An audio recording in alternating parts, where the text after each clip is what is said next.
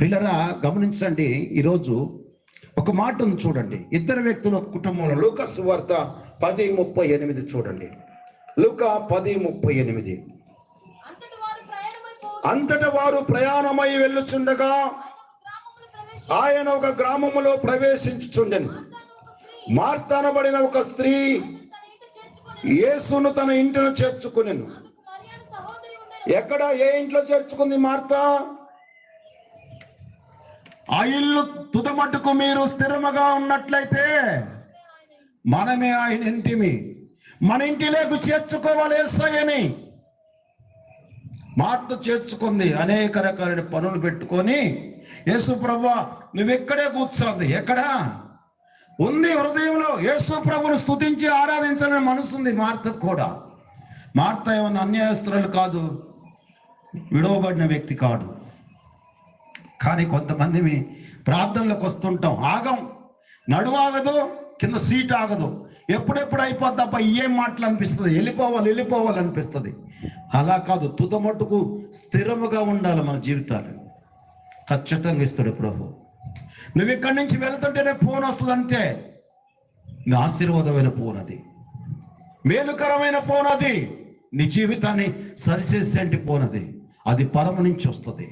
ప్రభువే నీతో మాట్లాడబోతున్నాడు ఈరోజు. ఆమె ఇంటిలోకి వచ్చాడు. ఎవరు వచ్చాడు? యేసు ప్రభు వచ్చాడా? కావాలని వచ్చాడా? దోవని వెళ్తా ఉన్నాడు యేసు ప్రభు వారు. ఇద్దరు చూశారు, అక్క చెల్లెలు ఇద్దరు చూశారు. మార్త అంది, ప్రభువా నా ఇంటిలోకి రా నువ్వు అంది. రమ్మని చెప్పి పక్కన కూర్చో ప్రభు, తర్వాత నా పనులన్నీ అయిపోయిన తర్వాత నీతో మాట్లాడతాను. మరి అంటుంది, అలా కాదు ప్రభువా, ఆ ముద్ద అంటుంది, కానీ పిలిచిన వ్యక్తి నా ఇంటిలోకి రా అంటున్నాడు ప్రభు. మార్తా, మార్తా, నువ్వు విస్తారమైన పనుల గురించి విచారణ కలిగి ఉన్నావు, కానీ అవసరమైనది ఒకటే, మరియా ఉత్తమమైన దానిని ఏర్పరచుకుంది, అది ఆమె యొద్ద నుంచి తీసివేయదని చెప్పి. కొట్టండి సప్పట్లు. ఏంటి ఉత్తమమైనది చెప్పండి? ఎక్కడుంది ఉత్తమమైన దాని గురించి అర్థం? ఎక్కడుంది చెప్పండి? నహోము 1:7 చదవండి. నహోము 1:7. ఏంటి ఉత్తమమైనది? యెహోవా ఉత్తముడు. ఆమేన్. చాలు. ఎవరండి ఉత్తమమైనది? ఏంటిది? దేవుణ్ణి చేర్చుకుంది. దేవుణ్ణి చేర్చుకున్న దేవుడిని ఎవడు కూడా అది వేయలేడు, వేసిందాన్ని లేడు. ఎవడి వల్ల కాదు.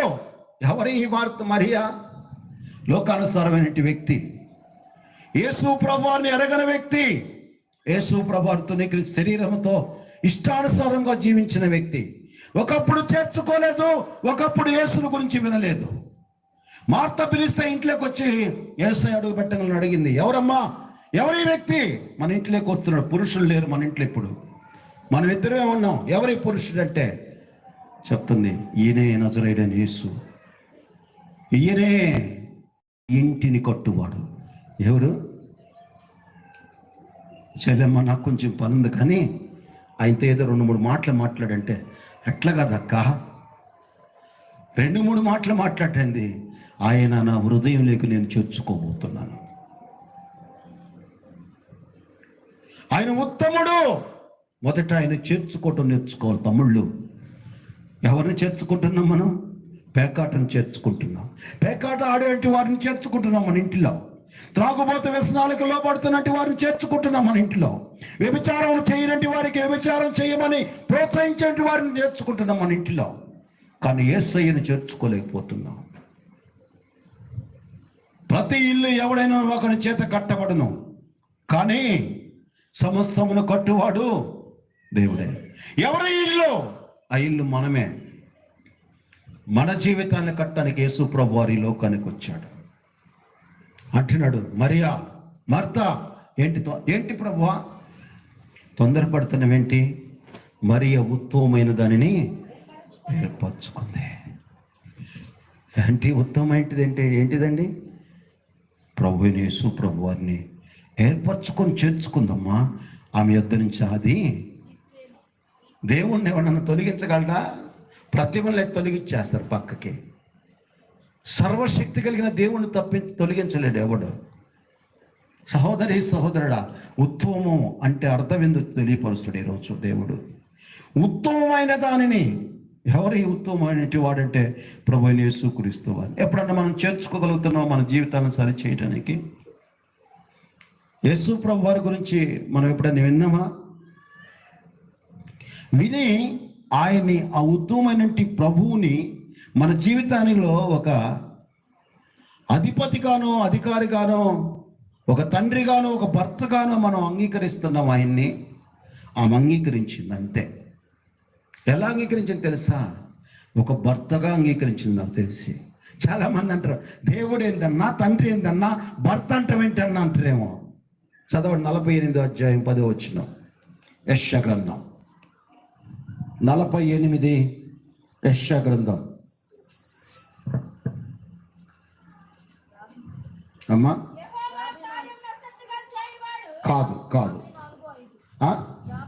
54, నిన్ను సృష్టించిన వాడు నీకు భర్త ఉన్నాడు, ఆయనే సైన్యములకు అధిపత్యకు యెహోవా. ఎవరండి ఆయన? ఈమె ఎలాగ చేర్చుకుంది? ఉత్తముడిని ఎలాగ చేర్చుకుంది? ఒక భర్తగా, ఒక ప్రేమికుడుగా. మనం ఏం చేస్తున్నాం? ఎలా చేర్చుకోగలుగుతున్నాం? ఎలాగ ఆహ్వానిస్తున్నాం ఆయన్ని? నిన్ను సృష్టించిన వాడు నీకు భర్త అన్నాడు, ఆయనే సైన్యములకు అధిపత్యగు యెహోవా. ఎన్ని పేర్లు ఉన్నాయి ఆయనకి, ఎన్ని పేర్లు, ఎన్ని రకాలుగా ప్రభువుని ఆరాధించి, ఎన్ని రకాలుగా ప్రభువుని మనం గణపరుస్తున్నాం. ఒకసారి గమనించండి. దేవుని వాక్యం ఈరోజు చదివిస్తుంది. తండ్రి అయితే ఈరోజు పెళ్లి చేసేసి ఆయన సమస్య తొలగిపోయిందని నిన్ను చేదులు పెట్టచ్చు, కానీ నమ్మకమైన వాడు, నమ్మదగినటి వాడు ఒక భర్తగా ఎంచుకొని తన స్వాస్థ్యానికి అధికారిగా చేర్చుకుంది. ఉత్తముడి నుంచి వాడిని ఏర్పరచుకుంది మరియా. అందుకే ప్రభు అంటున్నాడు, ఆమె యొద్ద నుంచి అది తీసివేయటానికి వీలేదు. కొట్టు చప్పట్ల. చేర్చుకుంటే అసలు ఏదన్నా సమస్య తీసుకొస్తాడు ఆయన? ఏదైనా సమస్యలో నిన్ను పంపిస్తాడు ఆయన?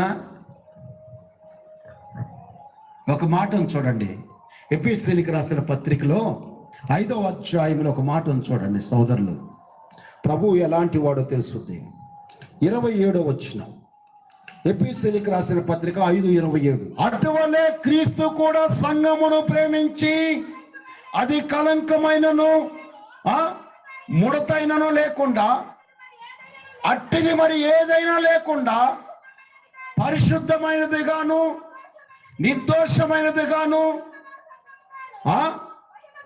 మహిమ కలిగిన సంఘముగాను ఆయన తన ఎదుట దాన్ని నిలవబెట్టి వాక్యముతో ఉదక స్నానము చేసి పవిత్రపరిచి పరిశుద్ధపరచుటకై దాని కొరకు తన్ను తాను అర్పించుకున్నట. కొట్టు సపట్లు. అది అటువంటి వాడు ఉత్తముడు. ఎప్పుడన్నా ఉత్తముడైన వాడిని గురించి ఆలోచన చేసేవా? నీ భర్త నీ కుటుంబంలో సమస్యగా మారినప్పుడు, నీ భార్య నీ కుటుంబంలో సమస్యగా మారినప్పుడు, నీ కోసం తన్ను తాను అర్పించుకోగలిగినటువంటి వాడి గురించి ఎప్పుడైనా ఆలోచన చేసి ప్రార్థన చేసి ప్రభువును ఆహ్వానించవని కుటుంబంలోకి. కుటుంబం అంటే ఇంటిలోకి. ఇల్లు అనగా హృదయమన్నటి తల్లు పోయోర్ద యేసునాదుండో, హృదయమన్నటి తల్లు పోయోర్ద యేసునాదుండో, నిలచి సదయుడగొచ్చు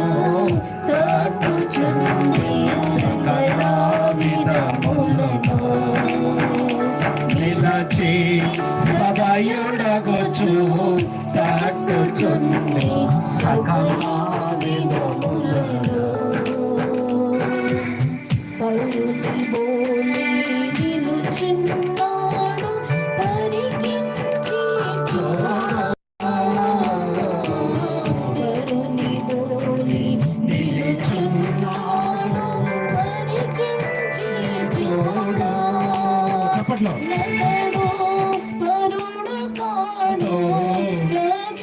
ఎవరినైనా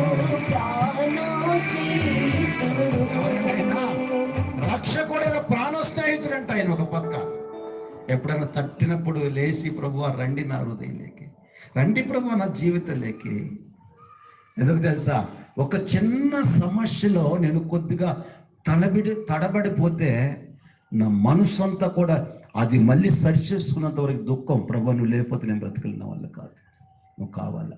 ఇదే ఆలోచన, ఇదే తపన, ఇదే కన్నీళ్ళు నా జీవితంలో. సోదరి సోదరుడా, ప్రభువు నీ హృదయాన్ని తట్టుతున్నాడా? ఎందుకు తెలుసా?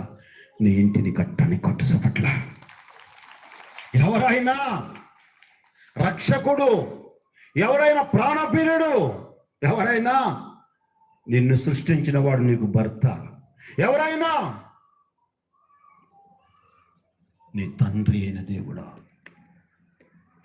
ఈరోజు దేవుని వాక్యం వింటున్న సోదరి సోదరుడా మారుతుంటుంది. ప్రభువా నీకేమి చింత లేదా ఏంటి? నేను పని చేసుకుంటుంటే నా సహోదరిని దగ్గరికి వచ్చి ముచ్చట పెట్టేవంటి. నేను ఇప్పుడు బయట లేను. మార్తా ఎక్కడున్నావు? తన ఇంటిలోనికి నన్ను ఆహ్వానించింది. తన హృదయంలో నేను నీలమైపోయాను. తన ఇంటిని నేను కట్టుతున్నాను ఈరోజు. అట్టేంటి ప్రభువా? ఏంటి మరియా అట్లేంటి అంటున్నావేంటి? మరియా ఉత్తమమైన దానిని ఎంచుకుంది. ఆయన ఆమె యొద్ద నుంచి ఆ ఊర తీసేయటానికి ఎవరికి వీలు, ధైర్యమో అధికారమో లేదా? సహోదరి సహోదరుడా, ఈరోజు ప్రభు వచ్చాడు. నీ ద్వారా సకల ప్రజలు ఆశీర్వించబడబోతున్నారు. ఈరోజు నమ్మితే నీ కుడి చేతిని పైకి లేపి పశ్చాత్తాపడి, ప్రభు నా హృదయం నీకు రా ప్రభు, నా జీవితాన్ని నేను మార్చుకోలేను ప్రభు, నా మనసును నేను త్రిప్పుకోలేకపోతున్నాను ప్రభు.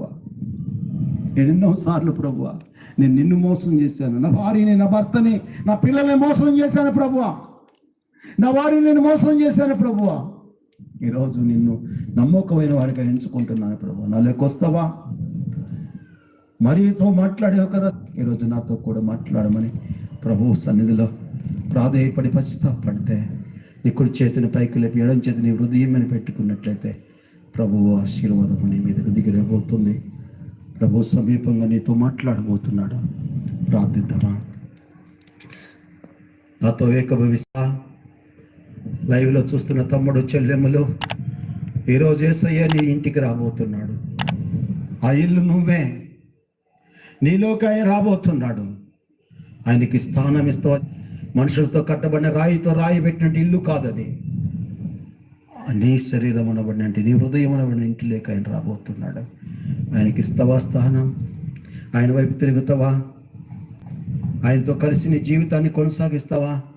అట్లయితే నీ కుడి చేతిని పైకి లేపు, నీ ఎడం చేతిని హృదయం మేము పెట్టుకొని, ప్రభువా నాతో మాట్లాడమని అడుగు. ప్రభు నీతో మాట్లాడబోతున్నాడు.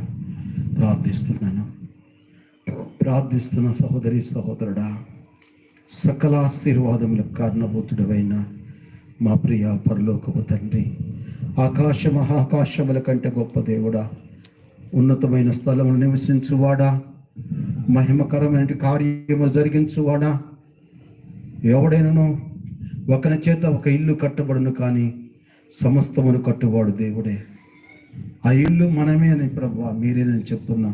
నీ వాక్యం ఈరోజు మా ఇంటిని కట్టడానికి మార్త ఆహ్వానించి మరియకి ఎలాగా ఉత్తమమైన దాన్ని అప్పగించి వదిలిపెట్టుకుందాం, మమ్మల్ని కూడా అటువంటి మార్గంలో నడిపిస్తావు నమ్ముతూ విశ్వసిస్తూ నీ సన్నిధిలోకి వచ్చి మోకరిల్లిన మా యొక్క మనసు హృదయములను సమస్తాన్ని, ఆత్మదేహములను, ప్రభువా శరీరములను సమస్తముని పాదాలకు సమర్పించుకుంటూ మా రక్షకుడు నజరేయుడైన యేసుక్రీస్తు వారి పుణ్యనామంలో ప్రార్థించి వేడుకుంటున్నాం పరమ తండ్రి. ఆమేన్, ఆమేన్, ఆమేన్. ద్వారా స్వస్థత పొందాలనుకుంటున్నారా? అయితే మా అడ్రస్ యేసుక్రీస్తు దివ్యశాంతి స్వస్థత ప్రార్థన తోట, బ్రదర్ ఆర్ సతీష్ పాల్ గారు, చిన్నగనుమల గ్రామం, పింగరాయకొండ మండలం, ప్రకాశం జిల్లా. మా ఫోన్ నెంబర్ 9849867516.